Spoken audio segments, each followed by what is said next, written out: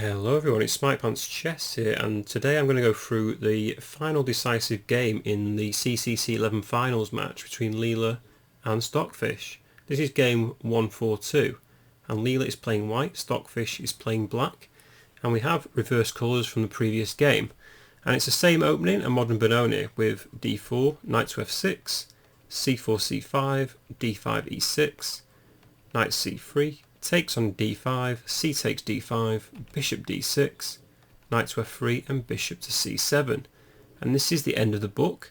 And Leela plays the same move that Stockfish played in the previous game. She plays e4, which is standard, d6 is played, which is the same move again, h3 to stop bishop g4, castles, bishop to d3, knight b to d7, and white castles as well. Black plays a6 to prepare the move b5, but of course white stops this with the move a4, and rook e8 is played. This is the same game as previous as well, so it's still continuing, and bishop to f4. And now here we have the first deviation from the previous game. So Stockfish actually played h6 in this game, whereas Leela as black played knight to f8 in the previous game, and the game continued knight d2 and knight g6 as we saw. But in this game Stockfish opted for h6, maybe preparing knight h7, knight to g5, or even just g5 straight away. At least this stops the bishop from pinning the knight on f6. Leela continued anyway with rook to e1, supporting the e4 square. Black played rook to b8, preparing b5 again. And Leela played a very careful move actually now, king h1, just parking the king into the corner. Now I'm not too sure about this move, maybe white should play something like queen e2 or b3 or something. But this king h1 seems ultra cautious. But Stockfish continued, knight h7, rerouting the knight. Knight to d2 was played by white, rerouting their knight to c4 most likely. And black goes in for knight to e5. So we've got similar ideas to the previous game. Black just wants to dominate the e5 square, and it's up to white to try and stop this. If bishop takes e5 here, then I think white can play this because black plays d takes, and then queen e2, bishop d7 let's say, and rook e c1, attacking or preparing to attack the c5 square. If rook c8, white can play queen e3, and if knight g5, I think white should just play rook to c2, and if queen f6, then they can play a5, and this really stunts black's development, and here white is actually given a slightly better. Just note, after knight g5, white should not take this pawn with queen takes c5, because black can play bishop to b6. After queen b4, there's just bishop takes f2, and all of a sudden black's in this game. There's actually sacrifices available for black as well with bishop takes h3, so white has to be ultra careful. Going back to the game though, Leela didn't capture on e5. Instead she just moved the bishop backwards, bishop to c2, because of course the knight is threatening it. And black goes in for b5, and Leela just ignores this. I think that's the correct thing to do. I don't think taking would be advisable. She just goes bishop h2. The knight goes to g6, and now white takes with black recapturing. So white all of a sudden has an open a file, but black has some space now on the queen side. But similar to what Stockfish did in the previous game, Leela now goes in for the centre and plays f4. So now white has a nice grip in the centre, prepares moves like e5 and f5, and maybe even queen f3 at some point as well. So Stockfish went knight to e7, queen f3. Again, previously, this is a typical move, just supports the centre pawns.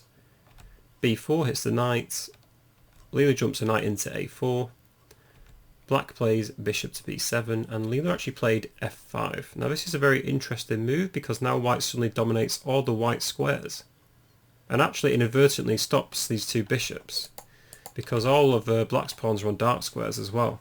So this is a powerful pawn because it stops the knight jumping into g6, and white just has a very nice clamp on this position now. The bishop on h2 actually does a wonderful job of eyeing up this pawn on d6 as well, so black's in all sorts of trouble here.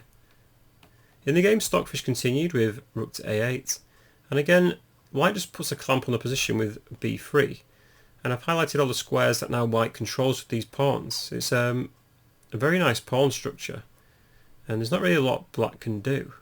I think black played the best move though, bishop to a6, so gaining some white squares, but Leela easily counteracts this with bishop to d3. Stockfish tries to play knight g5 to attack the queen, but after queen f1, black is forced to trade, and the queen recaptured, the knight goes into c8. So again, white's got a very nice clamp on the position, dominating the white squares. It's very easy to play.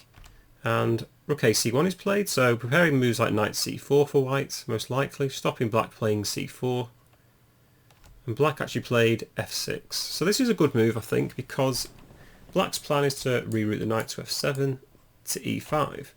And maybe white will have to give up their black squared bishop if this happens. However, f6 is also a weakening move because it's if white gets a knight into e6, it's going to be very tasty for them. So we'll see how the game continues. So bishop f4 was played, attacking the knight on g5, and queen to d7. Leela continued queen g3. So now, again, this d6 pawn is under a lot of pressure. I'm guessing white's also threatening to play moves like h4, perhaps. Rook a7 was played by Stockfish. I was thinking h4 now, but knight f7 could be played, because and now this supports the h6 pawn. So there's no bishop takes h6 in this position, because the knight will just simply recapture.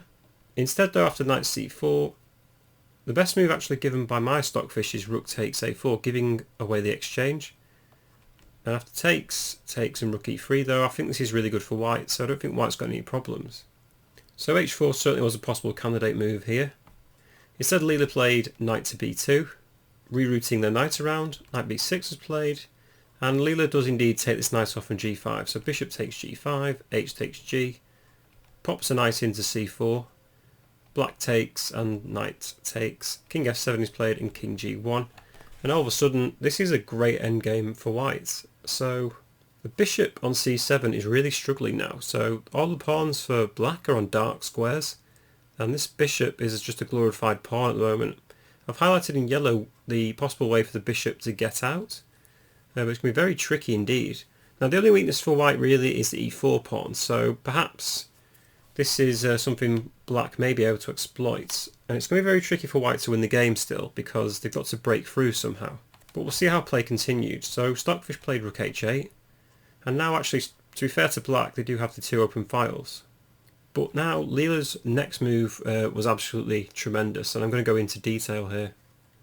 So maybe you could pause the video and think, what would you play in this position? Because I have been blindsided by Leela's next move. She played the move, amazing move I think, e5. Now firstly, let's just clear this up. So if queen takes f5, then white just simply plays e takes d6, and white has a winning game. So black can't do that. So again, what do we play for black if white's just played e5? If black goes d takes e5, then white should play d6, attacking the bishop. If bishop takes d6, then white just simply pins it with rook cd1. If black tries to defend with rook a6, then just queen to d3. And if again black tries to defend, white can actually play knight takes e5 with check, forking the king and queen. If black takes this, then there's queen takes a6. An easy win for white because they won material. So bishop takes d6 is not an option. So bishop b8 is pretty much forced. If bishop b8, white can play rook c to d1 to support the pawn.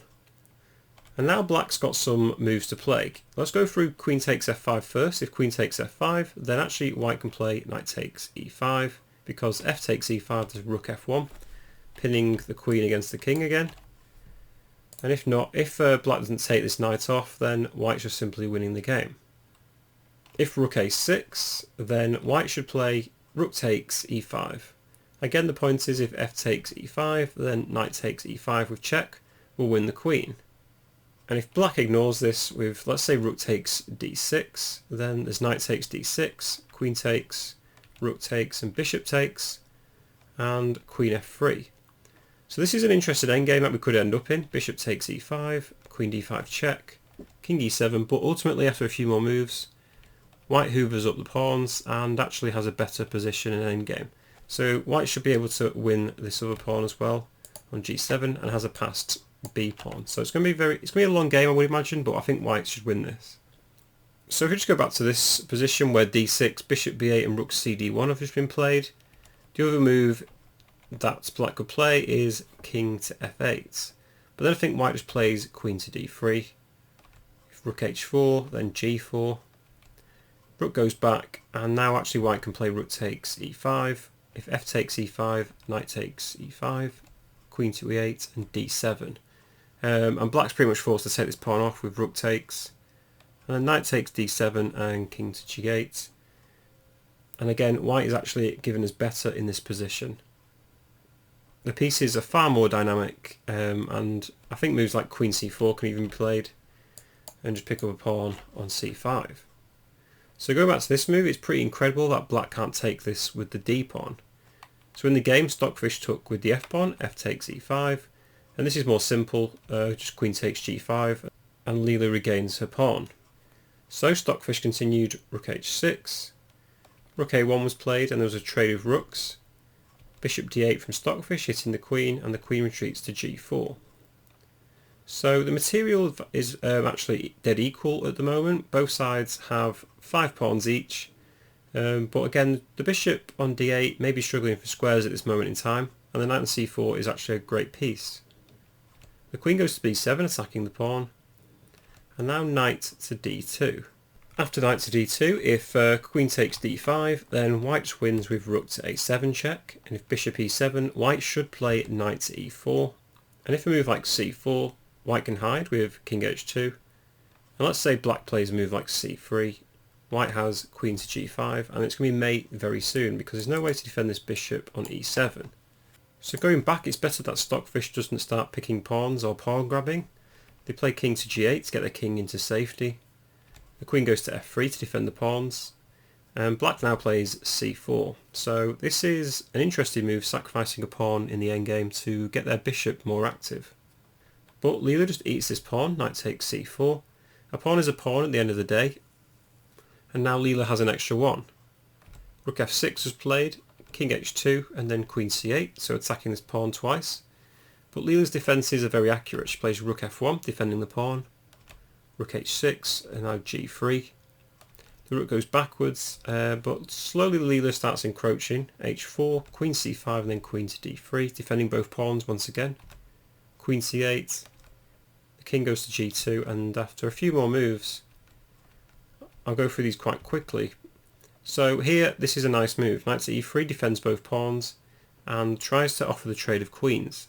And this is what happens. So rook f8, there's a queen trade, knight goes back to c4, and all of a sudden, after rook c5, rook d1 to protect the pawn. I prefer whites here, they're just one pawn up, and I fully expect Leela to be able to convert this endgame. King f7 was played, followed by king g2, and then rook c7. Rook a1 gaining the open file, e4. Trying to give more space to this bishop, but actually e4 is another weakness that white can exploit and probably take. So after a few more moves, king f2, bishop f6, rook d1, king e7, king e3. Rook a7, white just takes another pawn, so he's now 2 pawns up. Rook a3, an interesting move. So this is maybe a bit of a trap because maybe knight takes a3, pawn takes. The point is that white can't play rook to a1 because the bishop on f6 covers the square. So black will be queening and taking the rook in 2 more moves. So white should probably not go in for that. Instead, Leela just played it simple, rook b1 to defend the pawn. Rook a2 was played. The king went to f4, and I'll go through the next series of moves rather quickly because Leela's just 2 pawns up, and it's just a matter of pushing these pawns up the board now. Again, Leela just wins another pawn. Takes the bishop, swaps off, and I think anyone could win this endgame. So Leela is now 3 pawns up in a rook and king endgame. So let's go through this really quickly. So she just starts pushing these pawns. So she should probably queen one of these. A normal player would do. And again, we get this weird game where she just wants to checkmate with a king and queen or a king and rook. So sacks the rook, gets a queen, and now we're into really awkward king and queen versus rook and king endgame. It's like she wants to demonstrate how to win these weird endgames. I don't know why. Just made it really hard for herself, but it's a good, incredible technique anyway. I wish I could do this in real life against human players. And eventually, yeah, we get checkmate. So again, the side who was playing with the Benoni loses the game, so maybe it's not a great opening to play, at least at this high level anyway. But that was a very nice game from Leela. She just dominated with the white squares, dominated over those two bishops, and eventually just won more pawns because black had to sacrifice them to open the bishop out. So that's my last game in this CCC11 finals that I'm going to cover, because that was the last decisive game. It seems like we've covered them all. So in the final standings, it turned out that Leela has 77 out of 150 and Stockfish ended up with 73 out of 150. There are a lot of draws that I never went through, but I'm sure they were interesting games. I just decided to go for the decisive results. But it's very clear who the victor is.